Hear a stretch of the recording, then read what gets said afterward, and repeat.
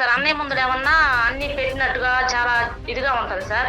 అన్నయ్య ఆఫీస్కి వెళ్ళిపోగానే ఇంకా టార్చర్ చూపిస్తుంది సార్. ఒక్కకైనా అన్నం పెడుతుంది కానీ మా అమ్మకి అసలు అన్నమే పెట్టట్లేదు సార్.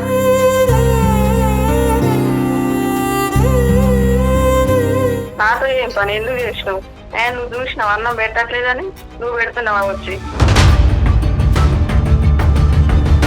నేను ఏం చూసుకున్నావు కుక్క కన్నా హీనంగా అన్నం పెట్టవా చూసుకోవడం అంటే? మీ ఇంటికి మీ అమ్మలు రాగానే అంత బాగా చూసుకుంటున్నావు, అమ్మని చూస్తే వాళ్ళు తిన్న ఎంగిలి అమ్మకి కూడా బాగానే చూసుకుంటుంటే మీ అమ్మ ఉంది, లేకపోతే ఉండదు. నీకంత ప్రేమ ఉంటే మీ అమ్మ నువ్వు తీసుకుపోయి నువ్వు పెంచుకో.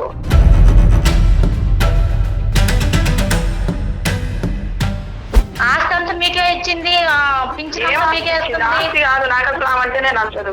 ఎంత రాక్షసత్వం! మీరెవరండి? నేనెవరు అనేటటువంటిది చెప్పే ముందు అసలు ఒక మనిషిని ట్రీట్ చేసేటటువంటి విధానం ఇదేనా? ఎల్లకాలం బతికేస్తారా మీరు? 450 సంవత్సరాలు మీరు ఎప్పటికైనా అత్తగారు కాకపోతారా? అవసరం లేదండి, వాళ్ళ కూతురు దగ్గరికి వెళ్ళమనండి, వాళ్ళ కూతురే పెట్టి. నీ సమస్య ఏంటి? ఆ పెద్ద ఆవిడ దగ్గర నుంచి నచ్చదు అంతే. ఆవిడ ప్రవర్తన నచ్చకపోవటం ఏంటండి? ఏం మాట్లాడుతున్నారమ్మా మీరు? ఈ ఎపిసోడ్ తో మానవత్వం చచ్చిపోయింది. కొట్టుకుపోతారమ్మా కర్మ సిద్ధాంతాన్ని నమ్ముకునే వాళ్ళం మనం.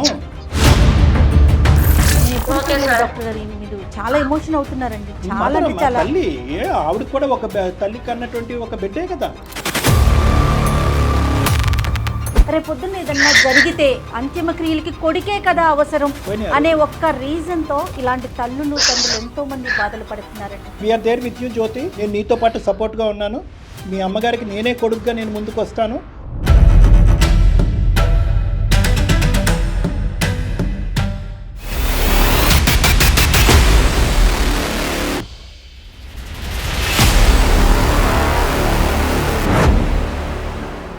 BBA, BCA, BCom కంప్యూటర్ కోర్సులో 100% ప్లేస్మెంట్ లభించే ఏకైక డిగ్రీ కాలేజ్ కూకట్పల్లిలోని I3 degree college. 8367215215. Doctor Narayana degree colleges సమర్పించు అందమైన జీవితం కార్యక్రమానికి స్వాగతం. నమస్తే కళ్యాణ్ గారు. కళ్యాణ్ గారు, జ్యోతి అని మనకి ఒక ఆవిడ మెయిల్ చేశారు. అంటే ఒక తల్లి ఆవేదన ఆ మెయిల్లో నాకు మొత్తం కనిపించింది. తను కాదు, వాళ్ళ మదర్ గురించి రాశారు. వాళ్ళ అమ్మగారు ఆ తల్లి పడుతున్న బాధ గురించి వాళ్ళ డాటర్ ఈవిడ జ్యోతి గారు వాళ్ళ అమ్మాయి తను మెయిల్ చేసింది. పిల్లలు ఉన్నంత వరకు ఒక ఎత్తండి, వాళ్ళకి పెళ్లిళ్ళు అయిపోయి వాళ్ళ సంసారం వాళ్ళకు వచ్చేసాక తల్లిదండ్రుల బాధ్యత కానీ వాళ్ళ మీద చూపించే శ్రద్ధ కావచ్చు, నెగ్లిజెన్సీ అన్నీ పెరిగిపోతూ ఉంటాయి. ఎవరి పనుల్లో వాళ్ళు వెళ్ళిపోవటం వల్ల కావచ్చు. అలాంటి సమస్య జ్యోతి గారు మనం ముందుంచారు. మరొకసారి కాల్ చేయమంటారా?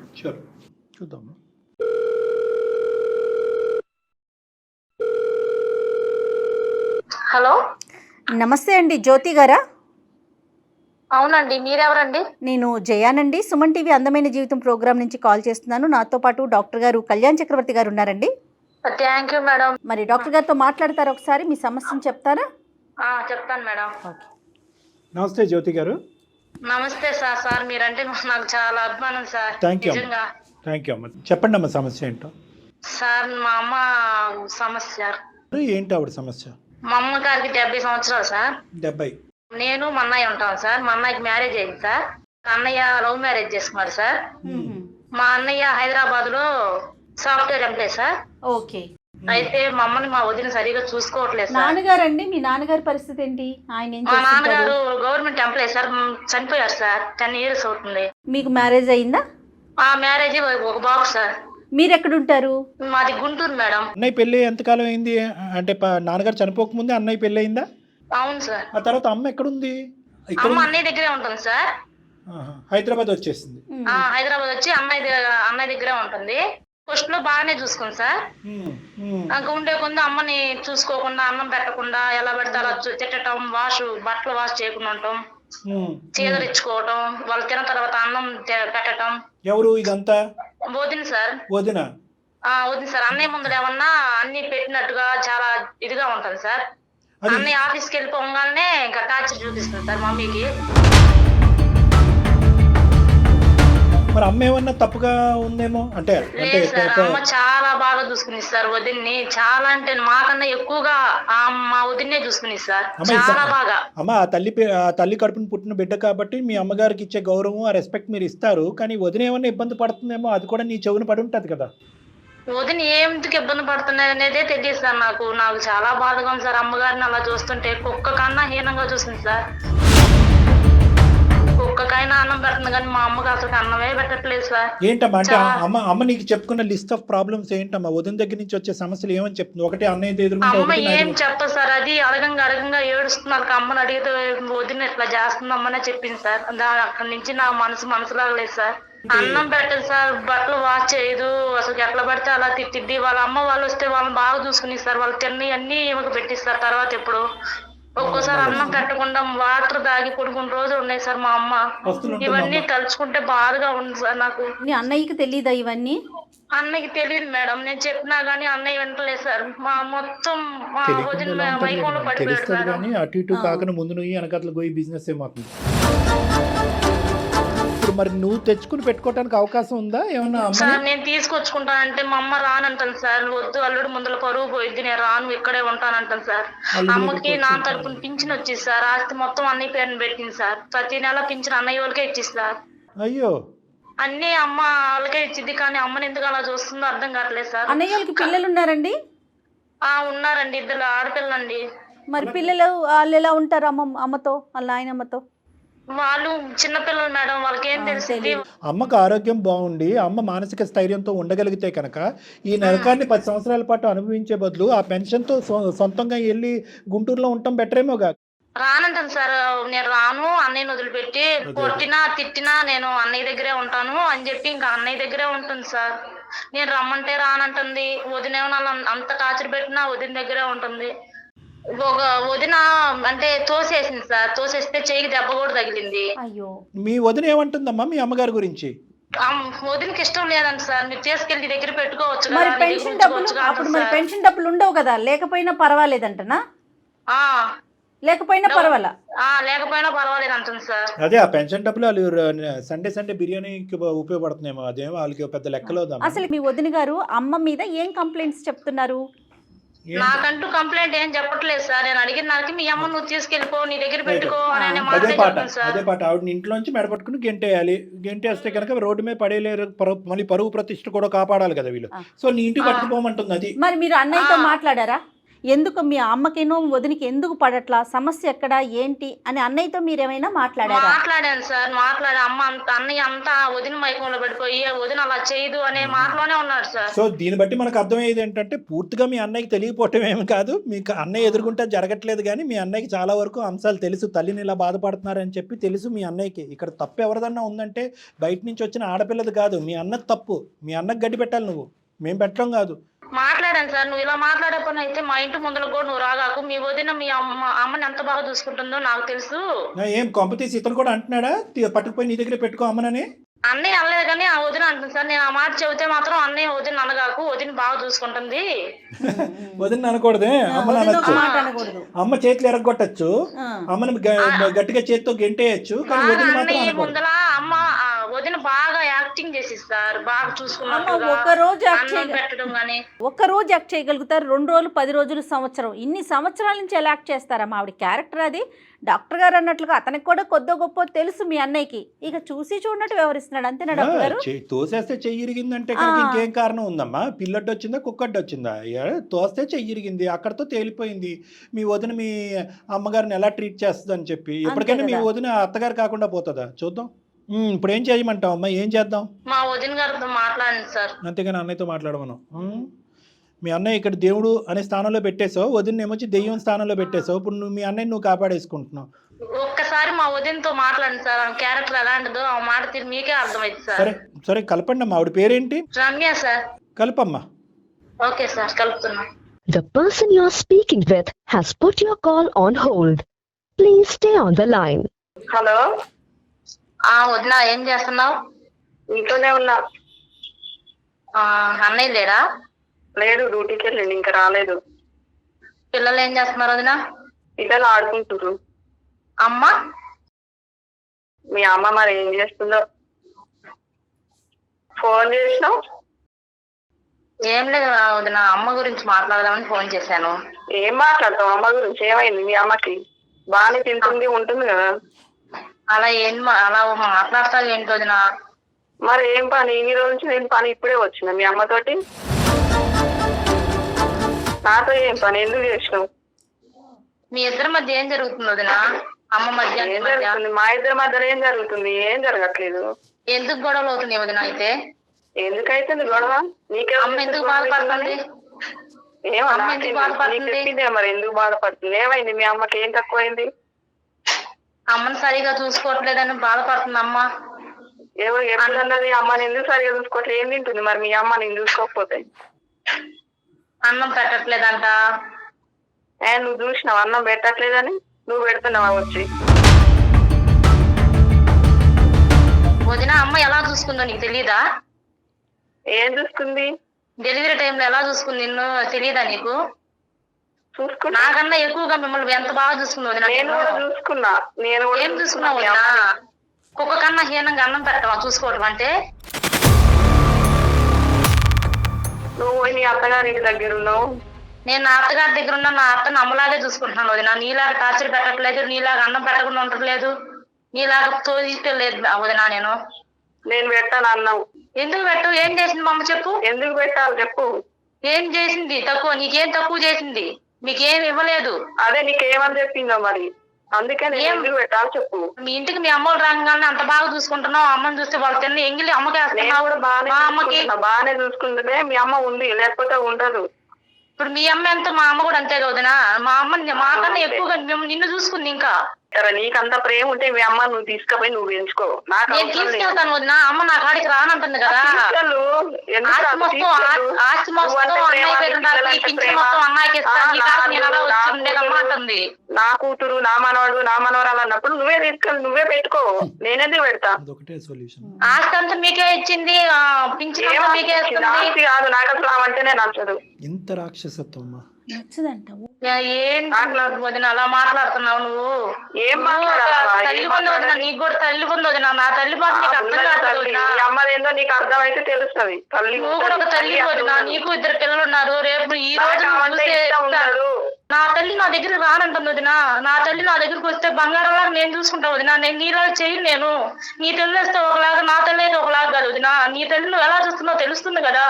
అన్నం పెట్టి నా తల్లి విషయం నీకు అవసరం లేదు. నీ తల్లిది నువ్వు చూసుకొని నువ్వు తీసుకుపోయి పెంచుకో. హలో రమ్య అమ్మా. ఎవరు మీరు? అమ్మా నమస్తే అమ్మా. సారీ, మేము బ్యాక్గ్రౌండ్లో ఉన్నాము. నా పేరు డాక్టర్ కళ్యాణ్ చక్రవర్తి. మేము సుమన్ టీవీ అందమైన జీవితం నుంచి మాట్లాడుతున్నాం అమ్మా. సారీ, మీకు తెలియకుండా మీ వెనకాతల నుంచి మీ కాన్వర్సేషన్ అంతా విన్నాము. కానీ ఏంటంటే ఇప్పుడు జ్యోతి మాకు ఒక ఈమెయిల్ పంపించిందమ్మా. అంటే వాళ్ళ అమ్మగారి పరిస్థితి చాలా దారుణంగా ఉంది. ఆవిడ ఇప్పుడు కాపాడేటటువంటి ప్రయత్నం. నేనెవరు అనేటటువంటిది చెప్పే ముందు అసలు ఒక మనిషిని ట్రీట్ చేసేటటువంటి విధానం ఇదేనా? పద్ధతి ఇదేనా? మీ కుటుంబ సభ్యులు హర్షిస్తారా? మీ అమ్మ నాన్న హర్షిస్తారా? మీ అమ్మగారి పెంపకం ఇదేనా? మీకేమైనా బుద్ధి ఉందా? రేపొద్దున మీరు ఒక అత్తగారు కాబోతున్నారు. నేను మాట్లాడతాను. అవసరం ఉంది. ఎందుకంటే మీ అమ్మ నాన్నకి ఇచ్చేటటువంటి గౌరవం, మీ అమ్మ నాన్నగారికి ఇచ్చేటటువంటి రాచ మర్యాదలు ఇంకో తల్లికి ఇవ్వట్లేదు. ఆ తల్లి ఏంటంటే ఆ కొడుకే ప్రాణం అన్నట్టుగా అక్కడ ఉండటం గురించి ఉండేటటువంటి పరిస్థితి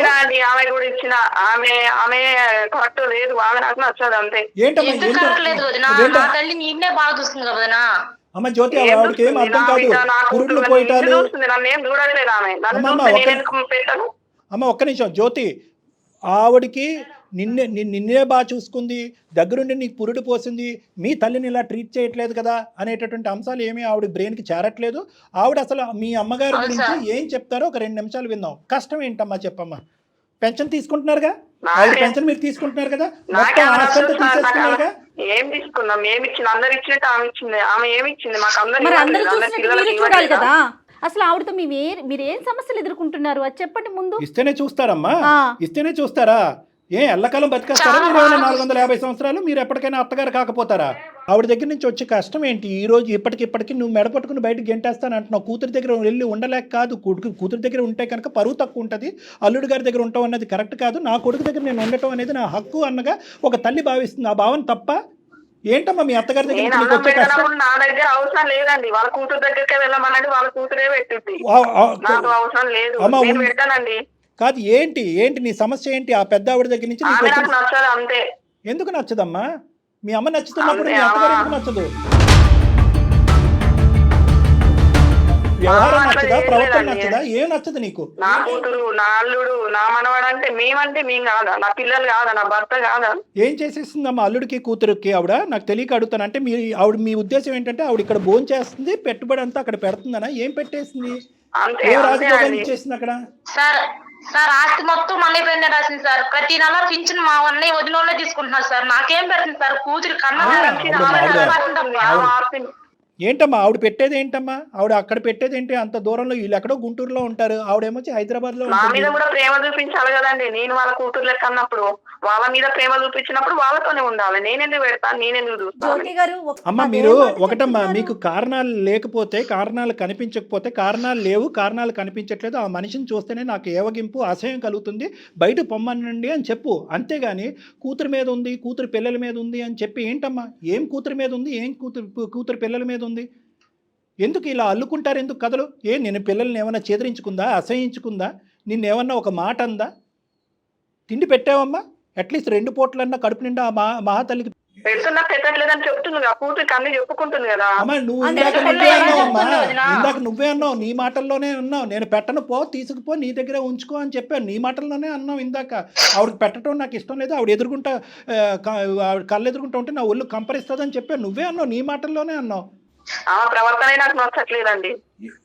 అదే ఇదే విడ్డూరం. ఏంటి ఆవిడ ప్రవర్తన ఏంటి? 70 డాన్స్ ఏళ్ల చేస్తుంది, పెద్ద ఆవిడ ప్రవర్తన నచ్చకపోవటం ఏంటండి? ఆమెకి 70 సంవత్సరాలు సార్. చచ్చిపోయిందమ్మా. ప్రవర్తన ఎలా ఈ ఉంది ఎపిసోడ్ తో సార్? మానవత్వం చచ్చిపోయింది.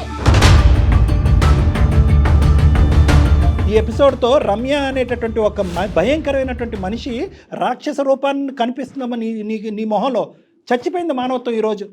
సార్ నేను తీసుకెళ్తాను సార్. నాకు ఏమి ఆస్తులు కానీ పింఛన్లు కానీ ఏమి వద్దు సార్. నా తల్లి నా దగ్గరికి వస్తే నేను తీసుకుంటాను సార్. పిచ్చి నా తల్లికి తల్లి నా ఎందుకు దగ్గరికి అర్థం కావట్లేదమ్మా? రావట్లేదు సార్. కొడుకుని నా పట్టుకొని దగ్గర నా ఎలాడుతోంది? తల్లిని ఏం డాక్టర్ గారు? వాళ్ళన్నా చూసుకోమని చెప్పండి సార్. అమ్మా దయచేసి ఆవిడ పెన్షన్ శుభ్రంగా కడుపు నిండా తింటూ ఆవిడ ఆస్తి కాజేసినటువంటి వీళ్ళని అడుక్కునేటటువంటి అవసరం లేదు.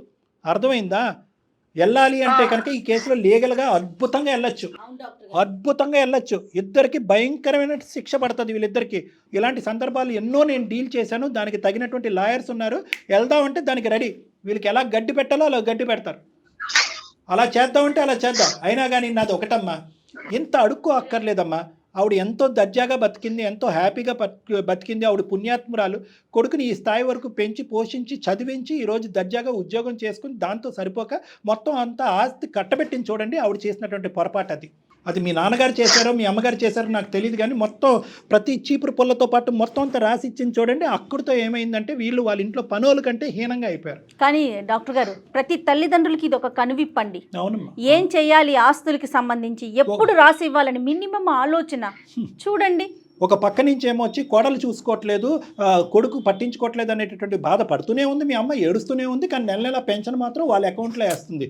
మరీ మంచితనానికి కూడా ఒక హద్దు ఉండాలి కదమ్మా. ఏమన్నా ఉందా? నెక్స్ట్ పెన్షన్ ఇస్తే కనుక బాగా చూసుకుంటారని చెప్పి వీళ్ళు గర్వంతో చచ్చిపోతున్నారు. వీళ్ళు గర్వం, అహంకారం, అంతకు మించి ఏమీ లేదమ్మా. ఒక్క మాట చెప్పిందా? చాలామంది ఇదే కాల్స్లో చాలామంది ఆడవాళ్ళు చెప్పారు, ఏమండి మా అత్తగారు కూడా అనుకున్నటువంటి మాటలు అంటారు, హింస పెడతారు. ఈవిడ కేవలం ఒకే మాట, ఆవిడని చూస్తుంటే నాకు ఉండబుద్ధి అవ్వట్లేదు, ఆవిడని చూస్తుంటే నాకు బాలేదు. ఏం బాలేదు? మీ అమ్మని చూడటం ఒకటి, మీ అత్తగారిని చూడటం ఒకటేనా? ఇదేనా మానవత్వం? కొట్టుకుపోతారమ్మా. కర్మ సిద్ధాంతాన్ని నమ్ముకునే వాళ్ళం మనం. కొట్టుకుపోతారు. సార్ అమ్మా ఒకటి జ్యోతి, నేను చెప్తున్నాను, ఆవిడ సంజాయిషి అక్కర్లేదు. ఎందుకు మీ అమ్మగారిని ఆవిడ అసహించుకుంటుందనే దానికి కారణాలు లేవు. మీ ఇదే కాలు మీ బ్రదర్కి కూడా కలపాలి, అతనికి కూడా గడ్డి పెట్టాలి. ముసుగులో దాగుడు మూతలాడుతున్నాడు, భార్య వైపు నిలబడి మాట్లాడుతున్నాడు. అతను కూడా పచ్చి దొంగ. నేను చెప్తున్నాను, అతను వెనకేసుకు రావద్దండి మీరు. అమ్మని వదిన అన్నయ్య చూసుకోవాలి, లేకపోతే నా దగ్గరికి పంపించేటట్టుగా చేయండి సార్. మాకు ఏదో సొల్యూషన్ చెప్పండి సార్. ఎగ్జాక్ట్లీ. అమ్మ బాగా చూస్తా, నేను ఉండలేకపోతున్నాను ఈ సార్. రోజు నేను చెప్తున్నానమ్మా, మీ అమ్మగారిని కౌన్సిల్ చేసేటటువంటి పూర్తి బాధ్యత నాది. ఈరోజు రమ్యని సంజాయిషి అడగక్కర్లేదు, రమ్యకి బుద్ధి చెప్పక్కర్లేదు, రమ్యకి కౌన్సిలింగ్ ఇవ్వక్కర్లేదు, రమ్య మీ అత్తగారిని బాగా చూసుకో అమ్మా అని అడగవలసినటువంటి అవసరం లేదు. నేను చెప్తున్నాను ఈరోజు ఈ క్షణాన్ని ఈ కాల్ కట్ అయిన తర్వాత మీ అమ్మగారికి నేను కౌన్సిలింగ్ చేస్తాను. నాకున్న స్థాయికి, నాకున్న కెపాసిటీకి మీ అమ్మగారిని మచ్చిక చేసుకోవటం, నేను చెప్పేటటువంటి మాట మీద ఆవిడని ముందుకు తీసుకెళ్ళి నీ ఇంట్లో ఉంచడం అనేటటువంటిది చాలా ఈజీ పని. ఆవిడకి ఫ్యూచర్లో నీ దగ్గర నుంచి బంగారు భవిష్యత్తు ఉంది, మీ మీ మీ హస్బెండ్ దగ్గర నుంచి ఎటువంటి ప్రాబ్లం ఉండదు అనే నమ్మకం నీకు ఉంటే కనుక ఖచ్చితంగా మీ అమ్మగారిని కౌన్సిలింగ్ చేసి ఈ రాత్రికే పంపిస్తాం. నేను ఎప్పుడు చూడలేదు డాక్టర్ గారు, మీరు చాలా ఎమోషన్ అవుతున్నారండి. చాలా అంటే చాలా. తల్లి ఆవిడకి కూడా ఒక తల్లి కన్నటువంటి ఒక బిడ్డే కదా. ఎప్పుడు కూల్గా ఏదో ఒక విధంగా సావధానంగా సమస్యని పరిష్కరిద్దామనే మాట్లాడతారు తప్ప డాక్టర్ గారు ఫస్ట్ టైం చూస్తున్నానండి నేను అందమైన జీవితం చరిత్రలోనే ఫస్ట్ టైం నిజంగా. అలా కదా మేడం, అలా నా మాట్లాడేది. కుక్కకి పెట్టేటటువంటి ఫుడ్ కూడా కుక్కకి 3 పూట్ల పెడుతున్నావు. కుక్కకి మళ్ళీ కుక్క అంటే కనుక కొంతమంది కోపం వస్తుంది. మీ ఇంట్లో ఉన్నటువంటి పెంపుడు జంతువుకి 3 పూట్ల భోజనం పెడుతున్నావు. మీ అత్తగారికి భోజనం పెట్టడానికి నీకు చేతులు రావట్లేదా? కొన్ని దానికి సరైన రీజన్ చెప్తుందా? వింటున్నారా? ఒక్క రీజన్ చెప్పట్లేదు ఆమె వైపు నుంచి. ఏం అసలు ఎక్కడున్నామమ్మా మనం? ఏ సమాజంలో? పారిపోయావా? ఫోన్ పెట్టేసి ఉన్నావా? ఫోన్ పెట్టి పారిపోయావా? పెట్టేసిందండి అమ్మాయి ఫోన్ పెట్టేసింది డాక్టర్ గారు. సార్ అమ్మ ఆవిడ ఫోన్ పెట్టి పారిపోయింది. కరెక్ట్గా పడవలసిన డోస్ గట్టిగానే పడింది. ఏ దారిని పోదాం అంటే ఆ దారిని పోదాం. లీగల్ హెల్ప్ తీసుకోవాలంటే మన దగ్గర చాలా అడ్వకేట్స్ ఉన్నారు, చాలా అడ్వకేట్స్ ఉన్నాయి, కాంటాక్ట్స్ ఉన్నాయి మేడంకి. లీగల్గా పోదాం అంటే లేకపోదాం. ఇచ్చినటువంటి ఆస్తి వెనక్కి లాక్కునేటటువంటి విధంగా మనం ట్రై చేద్దాం. వృద్ధాప్యంలో వాళ్ళు ఏడిపించుకుని ఈ విధంగా అబ్యూస్ చేసి హింస పెడుతున్నారు కాబట్టి ఆ విధంగా కూడా కేసు పెట్టడానికి అవకాశం ఉంది. దానికి అడ్వకేట్ టీం అనేటటువంటిది, లాయర్ టీం, లీగల్ టీం అనేటటువంటిది ఆ పద్ధతిలోకి వెళ్దాము. ఈ రాత్రికి రాత్రే నా మాట వినమ్మా, ఈ రాత్రికి రాత్రే అమ్మగారికి కాన్ఫరెన్స్ కాల్ కలపటం కానీ అమ్మగారి నెమ్మగారు నాకు ఇస్తే నేను ఫోన్లో మాట్లాడి అమ్మని కన్విన్స్ చేసి అమ్మ బ్యాగ్ అండ్ బ్యాగేజ్ మొత్తం అంతా సర్ది ఇమీడియట్గా షిఫ్ట్ చేయటం అనేటటువంటిది చాలా ఇంపార్టెంట్. అమ్మగా తెలియక, ఈ వయసులో తెలియక తన హక్కుల గురించి పోరాడుతుందంటే కొడుకు ప్రేమకి నేను ఎందుకు అర్హురాల్ని కాదు అని ఒక పిచ్చి పోరాటం ఆవిడ చేస్తుంది. రేపొద్దున్న ఏదన్నా జరిగితే చెయ్యాల్సింది వాడే కదా, అంతిమ క్రియలకి కొడుకే కదా అవసరం అనే ఒక్క రీజన్ తో ఇలాంటి తల్లులు తండ్రులు ఎంతో మంది బాధలు పడుతున్నారండి. నిజం చెప్పినట్లు మీరు అన్నట్లుగా ఆ రోజులు పోలేదంటారా? ఏదో ఒక రోజు నేను చనిపోయినప్పుడు నలుగురు మనుషులు ఉండాలి, నాది పోయాలి అనేటటువంటి ఆలోచనతో దినదిన గండం నూరేళ్ళ ఆయుష్ అమ్మ ఇది. అయ్యో అయ్యో అయ్యో, చాలా బాధ అనిపిస్తుంది అమ్మ. బాధపడకమ్మా, బాధపడకు. No we are there with you Jyothi. నేను నీతో పాటు సపోర్ట్గా ఉన్నాను. మీ అమ్మగారికి నేనే కొడుకుగా నేను ముందుకు వస్తాను. మీ అమ్మగారిని పూర్తి స్థాయిలో కాపాడేటటువంటి ప్రయత్నం మనం చేద్దాము. ఆ నరకం యాతన నుంచి అమ్మని ఇమీడియట్గా బయట వేయటం అనేటటువంటిది మన తక్షణ కర్తవ్యం. లీగల్ సపోర్ట్ ఖచ్చితంగా తీసుకుందామమ్మా, మీరేం బాధపడకండి. మీకైతే పర్సనల్గా ప్రాబ్లం లేదా? నేను మళ్ళీ అడుగుతున్నాను అనుకోవద్దు. మీ ఇంటికి తీసుకెళ్తే మీ అత్తగారి వైపు నుంచి కానీ మీ అత్తగారి రైట్. థ్యాంక్ యూ అమ్మ జ్యోతి, థ్యాంక్ యూ అమ్మ. నీలాంటి కూతురు, నీలాంటి బిడ్డ ఉండటం అనేటటువంటిది మీ తల్లి చేసుకున్న పూర్వజన్మ సుఖంతో నిజంగా చెప్తున్నాను. ఇదే కానీ నువ్వు కూడా వేరే భాషలో మాట్లాడుంటే కనుక అటువంటి సీన్స్ కూడా మేము చాలా చోట్ల చూస్తున్నాం. ఈరోజు మీ అమ్మగారు ఎక్కడ పోవాలి? భర్తను కోల్పోయిన ఒక స్త్రీ, 70 ఏళ్ళ పెద్ద ఆవిడ ఏం చేస్తారండి? ఇలా నా మనుషులు ఆవిడ ఒక్క రీజన్, కనీసం రీజన్ చెప్పినా మేము సంతోషపడేవాళ్ళమేమో. ఓహో ఈ కారణం ఉందేమో, అందుకని ఈ కోడలు బాధపడుతుందేమోనని. చాలా సందర్భాల్లో జయ గారు అదిగోండి తీసుకెళ్తానంటుంది కదా, ఆవిడ దగ్గర ఆస్తి కాజేయడానికి కూతురు తీసుకెళ్తుందంట. పాపం ఆవిడ దగ్గర చిల్లి గవ్వలేదు. ఈ రోజు అమ్మాయి చెప్పట్లేదు, అది కూడా చెప్పట్లేదండి. ఏముంది ఆవిడకి ఇవ్వటానికి ఇచ్చేసింది. రేపొద్దున ఈ డిస్కషన్ కూడా వస్తుంది జ్యోతి. నువ్వు ఆస్తి కాజేయడానికి అమ్మని తీసుకెళ్ళి అక్కడ పెట్టుకున్నావు కాబట్టి కోర్టులో కేసులు ఇచ్చేసింది సార్. నాకు ఏమి వద్దు, మొత్తం వాళ్ళకి ఇచ్చేసింది సార్. అమ్మ దగ్గర ఏం లేదు, పింఛన్ ఒకటి ప్రతి నెల వాళ్ళు తీసుకుంటారు అంతే సార్. ఆ పింఛన్ కూడా నాకు వద్దు సార్, నాకు మా అమ్మ వస్తే చాలు సార్. చాలా సంతోషం అమ్మ, వినటానికి చాలా సంతోషంగా అనిపిస్తోంది. తల్లిదండ్రులను చూసుకోవాలి అంటే డబ్బుతో ముడి పెట్టకూడదు జ్యోతి. అది ఆడపిల్లేంటి మగపిల్లోడేంటి ఈ రోజుల్లో ఎవరైనా సరే. కాకపోతే ఆవిడ పెద్ద ఆవిడ కాబట్టి ఆవిడ ఆలోచన విధానం అలా ఉంది.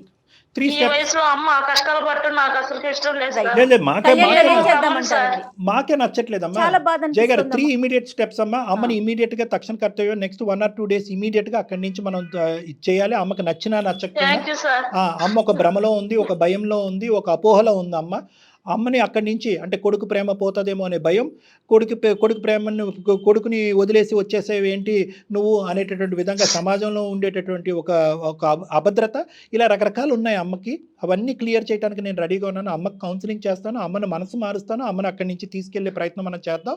నువ్వు మీ ఇంట్లో అన్ని ఏర్పాట్లు చేసుకో, అమ్మ సానుకూలంగా హ్యాపీగా ఉండేటటువంటి విధంగా మీ ఇంట్లో ప్రయత్నం చేయాలి. నెంబర్ 1. నెంబర్ 2, మనం ఏంటంటే ఆస్తిపరమైనటువంటి అంశాలు ముందుకు ఎలా తీసుకెళ్ళాలి, అది కూడా మీ అమ్మగారికి ఇష్టమైతేనే మనం ముందుకెళ్దాం. అమ్మ ఇక్కడతో చాలమ్మ ఇంకా ముందుకు పోవద్దు అని చెప్పి ఆ పెద్ద ఆవిడ అంటే కనుక మనం ముందుకు వెళ్ళలేం. లేదు వాళ్ళకి సరైనటువంటి శాస్తి జరగాలి అనే ఆలోచన అమ్మకు ఉంటే కనుక అప్పుడు మేము లీగల్గా సపోర్ట్ ఇచ్చి ఆ ఆస్తి వెనక్కి లాక్కోవాలి, వీళ్ళు చేసినటువంటి హింసకి ఎటువంటి శిక్ష పడాలి అనే విధంగా కూడా మనం లీగల్ హెల్ప్ తీసుకుందాం. ఇది నెంబర్ 2. నెంబర్ 3, ఒకప్పుడు అమ్మ మీ బ్రదర్ కానీ మీ వదినలో కానీ ఈరోజు మనం మాట్లాడటం వల్ల కానీ రానున్న రోజుల్లో కానీ మేము మారిపోయాము, మాకు ఏదో తెలివితేటలు వచ్చినాయి, మాకు ఆలోచన పెరిగింది, రా అమ్మ అని వెనక్కి తీసుకెళ్తే ఇక్కడ మీ అమ్మగారిది పై చేయి ఉండాలి. ఆ విధంగా కూడా అమ్మని ప్రిపేర్ చేయాలి.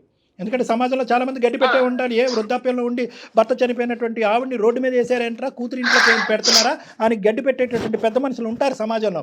అలా మాట్లాడినప్పుడు అప్పుడు అమ్మది పై చేయి ఉండాలి. పోండ్రా, మీ అవసరం ఉన్నంతకాలం నన్ను అక్కడ ఉంచుకున్నారు, మీ అవసరం తీరిన తర్వాత నన్ను రోడ్డు మీద వేశారు, ఇప్పుడు మళ్ళీ వెల్కమ్ అంటారా సమాజం గురించి అని చెప్పి మీ అమ్మగారి పై చేయిగా మాట్లాడేటటువంటి పరిస్థితికి మీ అమ్మగారిని తీసుకెళ్ళాలి ఈరోజు.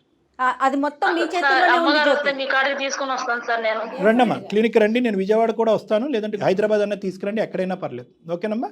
అలాగే. అమ్మని స్ట్రాంగ్ చేయాల్సిన బాధ్యత మీ చేతుల్లోనే ఉంది జ్యోతి.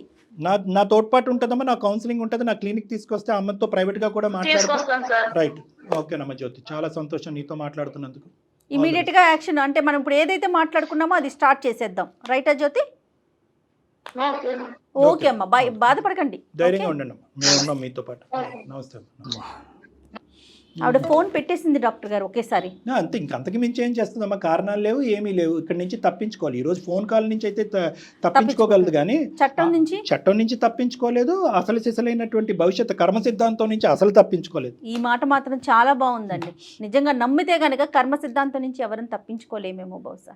కానీ ఎలాంటి సమాజంలో ఉన్నామా, సమాజంలో ఇలాంటి వాళ్ళు కూడా ఉన్నారా అనే ప్రశ్న వచ్చేసి నేను స్టార్టింగ్ లో ఏమనుకున్నానో తెలుసా మేడం, ఈ జ్యోతి ఏదో కట్టుకట్టుకునేమో, బహుశా ఆవిడ బాధలు ఆవిడకు ఉన్నాయేమో, అత్తగారి హెరాస్మెంట్ ఉందేమో అనుకున్నాను. అసలు పావుల వంతు హెరాస్మెంట్ కూడా లేదు, 0.5% ఉంటే ఆవిడ చెప్పేది కదా ఇంతసేపట్లో. కనీసం క్యూలో ముందు నిలబడుతుంది అలాంటి వాళ్ళు. అదేంటే కూతురు గురించి మాట్లాడుతుంది, మనవడు మనవరాళ్ళ గురించి మాట్లాడతారు, అల్లుడు గురించి. అంటే నీ ఇంట్లో ఉంటే ఇంకా కూతురు అల్లుడు ఎవరు మాట్లాడకూడదా?